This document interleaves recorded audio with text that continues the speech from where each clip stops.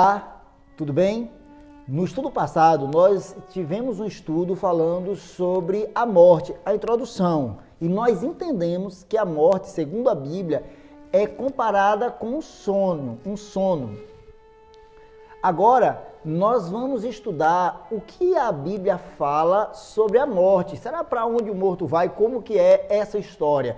Nós vamos estudar na Bíblia. Lembre-se que no livro de João 17, verso 17, Jesus disse: santificai-vos na verdade, a tua palavra é a verdade. Então, nós não vamos buscar aqui conhecimentos que não seja da palavra de Deus. O que nós vamos extrair é o que a Bíblia diz sobre o assunto, ok? Você já ouviu falar de tanatologia? Tanatologia é o estudo da morte, é a parte da ciência, é o ramo da ciência que estuda os momentos pós-vida, a partir da morte. E existem alguns cientistas para isso. E por que chama-se tanatologia? Tanatologia vem derivada de duas palavras. Thanatos, que é o deus grego da morte, e logia, estudo, ou seja, o estudo da morte. E a tanatologia descobriu que o nosso corpo tem uma substância, o nome dela cadaverina. Ela está rodeando no nosso corpo, ela é responsável por alguns odores do nosso corpo, mas a maior responsabilidade dela é fazer com que o nosso corpo entre em estado de putrefação, ou seja, a parte de decomposição e do mau cheiro que nós temos. Mas o que a Bíblia fala sobre a morte? O primeiro texto que nós vamos ler se encontra no livro de Gênesis, capítulo 3, verso 19. No suor do teu corpo comerás o teu pão, até que torne a terra, porque dela foste formado, porque tu és pó, e para o pó voltará.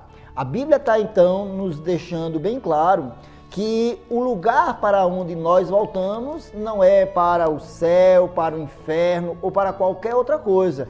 Deus olhou para Adão e disse: tu és pó, e para o pó você vai voltar. No livro de Isaías, capítulo 26, o verso 19, a Bíblia diz as seguintes palavras: os vossos mortos e também o meu cadáver, isso está escrevendo o autor de um cântico, viverão e ressuscitarão.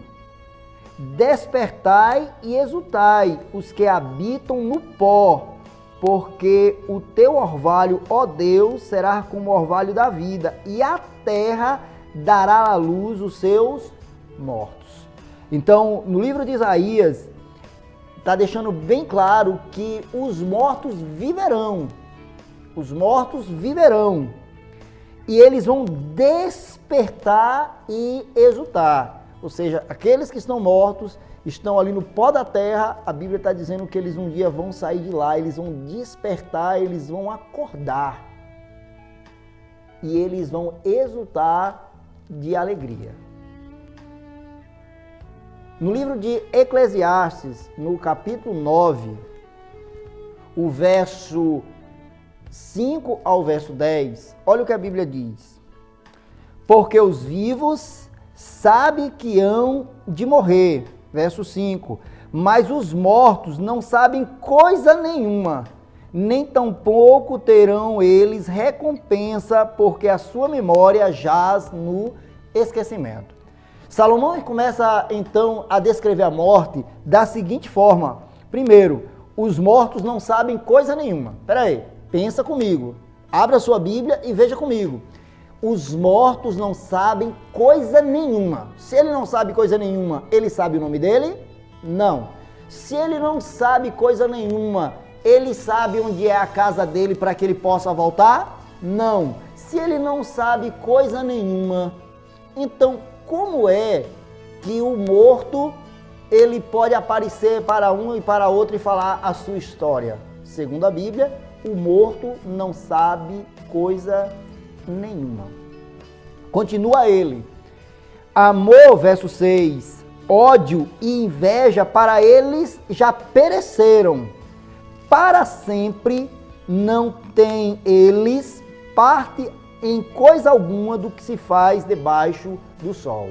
Como a gente tem o costume de colocar a pessoa, enterrar, de voltar a pessoa para o pó, então acima do pó, a Bíblia está dizendo que eles não têm parte alguma. A Bíblia diz que eles não têm sentimentos. Os sentimentos mais fortes que o homem sente é o amor e o ódio. E a Bíblia está dizendo amor, ódio e invejas para eles acabaram. Eles não têm mais isso. Por quê? Porque, como diz o verso anterior, a memória deles já no esquecimento. E ele termina dando, inclusive, um conselho no verso 10. Olha o que diz o texto. Tudo o que você tiver na mão para fazer, faz-o conforme a tua força. Porque no além, para onde você vai, não existe obras, nem projeto, nem conhecimento e nem sabedoria alguma. Salomão, então, ele termina essa parte aí do texto dizendo o seguinte, olha, se você tiver alguma coisa para fazer, faça agora. Se você tiver alguém para amar, ame agora. Porque quando você morrer, você não vai, segundo ele, fazer obras, trabalho, nem projetos, e você não vai ter conhecimento e nem vai ter nenhum tipo de sabedoria.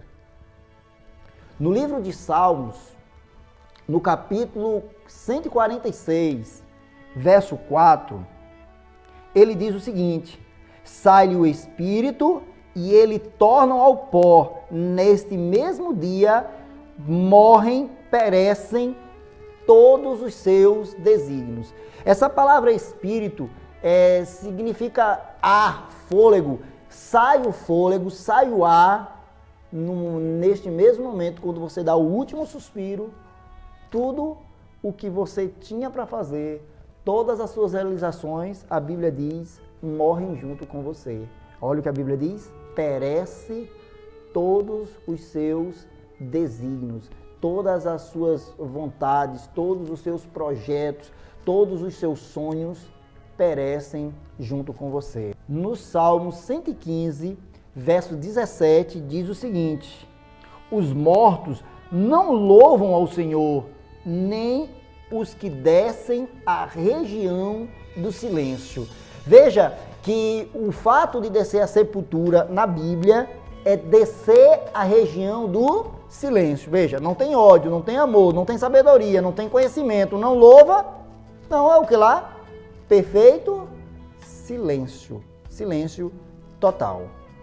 No livro de Jó, ele também fala sobre a morte. E olha só o que disse Jó ali sobre a morte. No livro de Jó, capítulo 7, verso 9 e verso 10. Ele diz o seguinte, tal como a nuvem se desfaz e passa, aquele que desce à sepultura jamais tornará a subir.